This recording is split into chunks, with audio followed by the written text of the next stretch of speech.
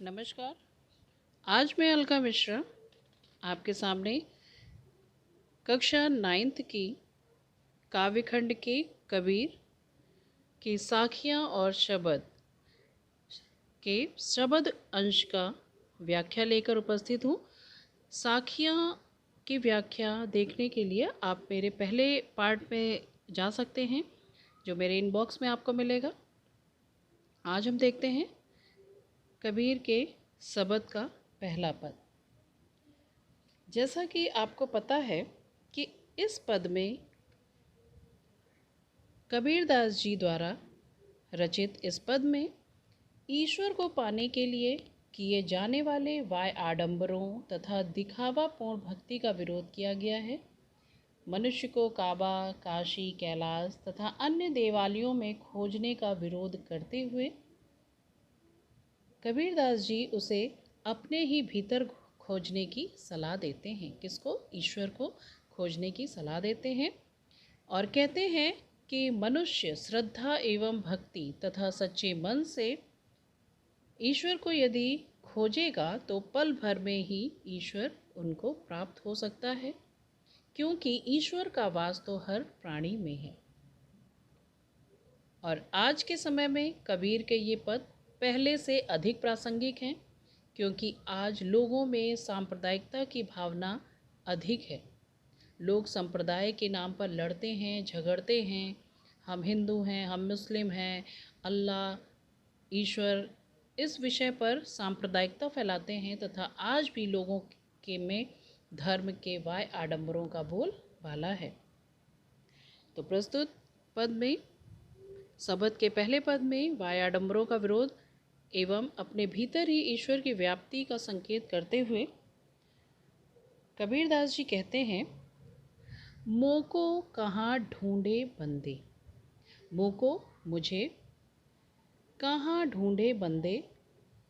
इसमें कबीरदास जी कहते हैं कि ईश्वर की तरफ से कि हे प्राणी, प्राणी से ईश्वर कहता है कि हे प्राणी, हे बंदे, मोको कहाँ ढूंढे। तुम मुझे कहाँ ढूंढते हो या तू मुझे कहाँ ढूंढता रहता है।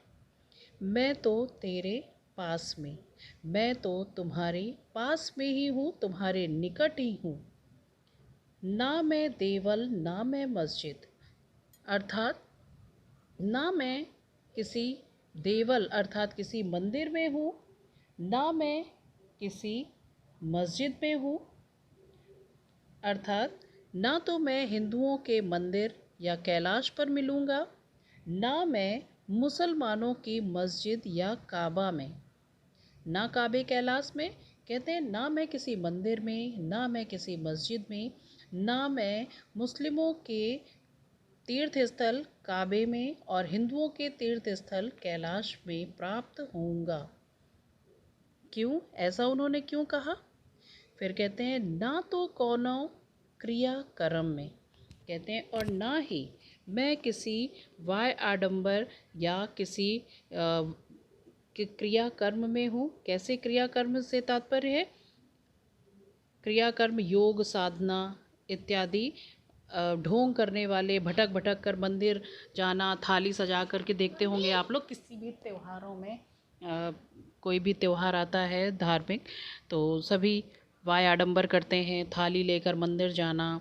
और कुछ लोगों को आपने देखा होगा एकांत में मनन चिंतन करते रहते हैं, उनका कोई वाय आडंबर सामने नहीं आता।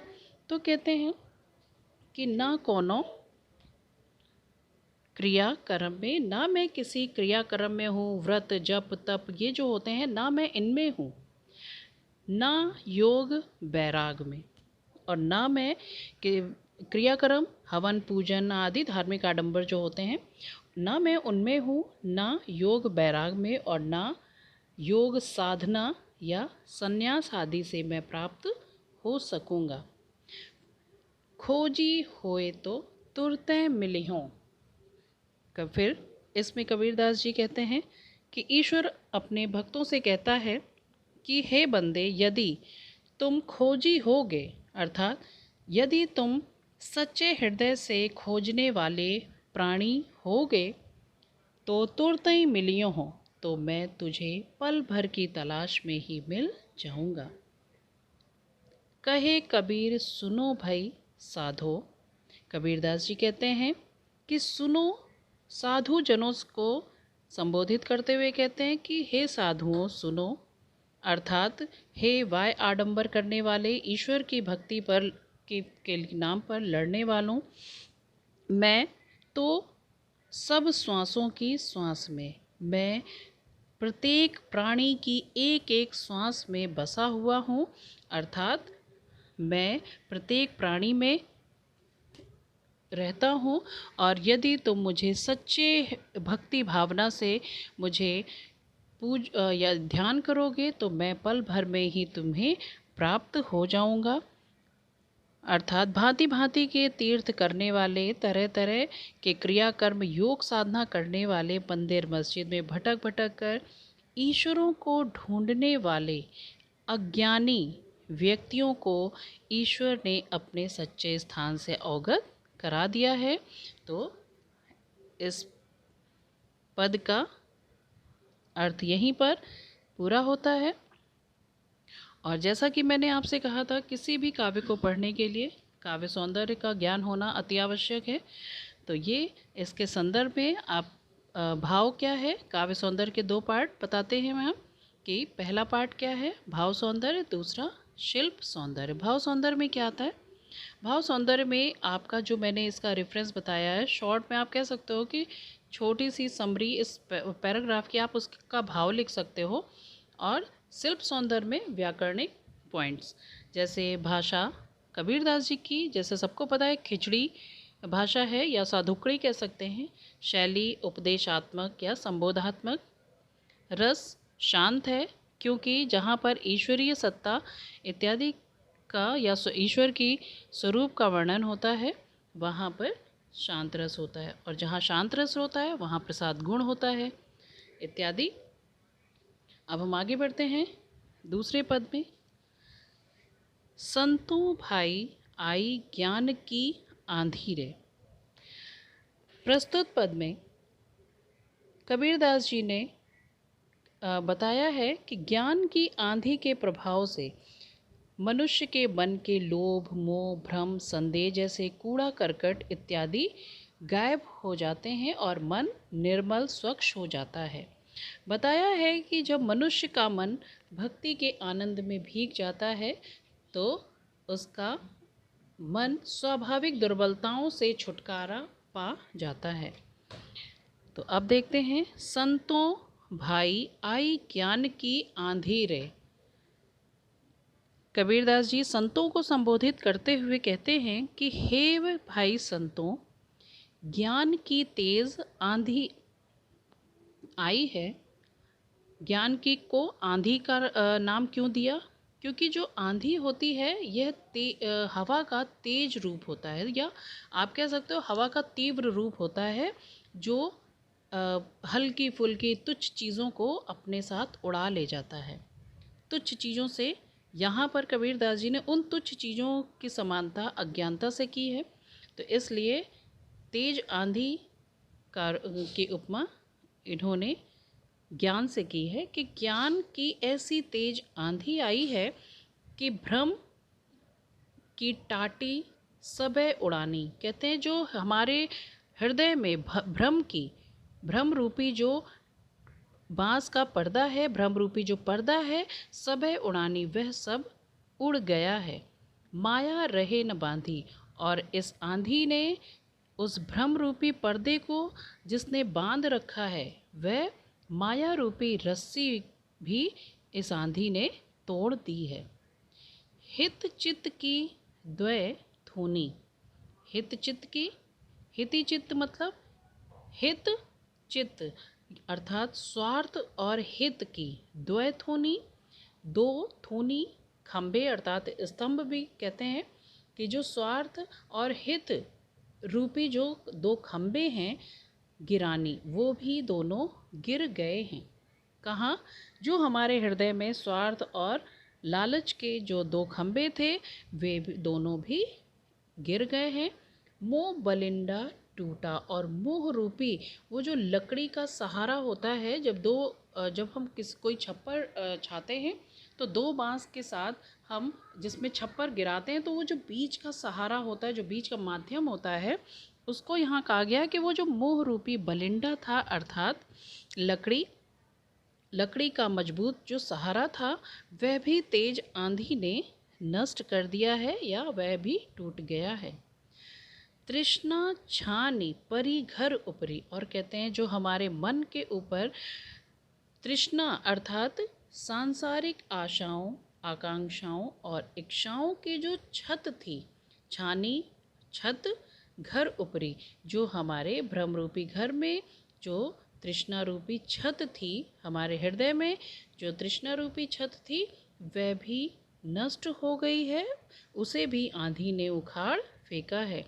और जब वो उखड़ गई है तो कहते हैं कुबुद्धि का भांडा फूटा। फिर कहते हैं उसके उड़ जाने पर, अर्थात जो भ्रम था, स्वार्थ थे, जो गलत भावनाएं थी, वाय आडंबर की थी, और इस तरह की राग द्वेष इत्यादि जो भावनाएं थी, वे भी इस आंधी ने उखाड़ फेंके हैं। और इसका परिणाम क्या हुआ कि हमारे हृदय में जो कुबुद्धि का भांडा था वह भी टूट गया, अर्थात अज्ञानता का जो अज्ञान के खोखलेपन का भांडा फूट गया, अर्थात भेद सारा खुल गया कि आखिर ऐसा क्यों था कि हमें ईश्वर नहीं मिल पा रहा था और हम अज्ञानता के अंधेरे में घूम रहे थे। फिर कहते हैं जोग जुगति कर संतो बांधी। कहते हैं कि जो अज्ञानी लोग थे, उनके उनके मन में जब ज्ञान की आंधी आई तो सब कुछ उड़ा ले गई। जो अज्ञानता रूपी मोह माया थी वह सब उड़ गई। परंतु कहते हैं कि योग जुगति कर संतो बांधी। कहते हैं कि परंतु योग आदि युक्तियों से, योग आदि युक्तियों के द्वारा जो संत लोग थे, जो सच्चे साधक थे, जो ईश्वर की सच्ची साधना करने वाले थे, जो वाय आडंबर से दूर थे, उन्होंने अपनी छत को किसी प्रकार बांध रखा था।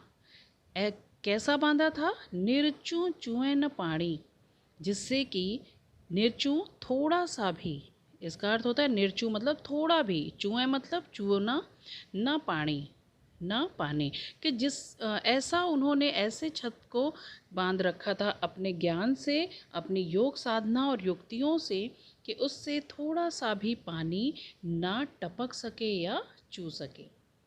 कूड़ कपट काया का निकस्या। फिर कहते हैं किंतु जब संतों को ईश्वर के सच्चे ज्ञान की प्राप्ति हुई तो कूड़ कपट काया का निकस्या। फिर कहते हैं इस मन रूपी घर में जो सारा कूड़ा कचड़ा था, कूड़ कपट कूड़ा कचड़ा था, काया मतलब शरीर का या शरीर का जो कूड़ा करकट था, अर्थात जो बुरी भावनाएं थीं, जो अज्ञानता था, स्वार्थ भ्रम था इत्यादि कूड़ा कचड़ा, दोष विकार आदि निकल गया है। हरि की गति जब जानी। कहते हैं जब उन्हें सच्चे ज्ञान की प्राप्ति हुई तो उनके हृदय का सारा कूड़ा कचरा निकल गया। आंधी पीछे जो जल बूठा। आंधी पीछे जो जल बूठा। कहते हैं कि जब आंधी के पीछे, और जब ये ज्ञान की आंधी आई, और इस ज्ञान की आंधी के आने पर जब सच्चा ज्ञान का सामना हुआ, अर्थात जो ईश्वरीय प्रेम की वर्षा हुई, क्योंकि आंधी के बाद बारिश होती है। कहते हैं पहले ज्ञान की आंधी आई और उस अपने पीछे जो ईश्वरीय प्रेम की वर्षा लाई थी, प्रेम हरि जन भीनी, उस प्रेम रूपी ज्ञान में या प्रेम रूपी वर्षा में ईश्वरीय ज्ञान को पहचानने वाले, अर्थात हरिजन, ईश्वर के सच्चे उपासक या साधक, ईश्वरीय ज्ञान को पहचानने वाले संत पूरी तरह से भीग गए। किससे? ज्ञान और प्रेम की वर्षा से। फिर कहे कबीर भान के प्रकटे। और फिर कबीरदास जी कहते हैं भान अर्थात सूर्य के प्रकट होने पर, अर्थात सूर्य या प्रभात के उदित होते ही, भया तम खीना, भया हो गया, तम अर्थात अंधेरा, तम से अर्थ होता है अंधेरा। कैसे?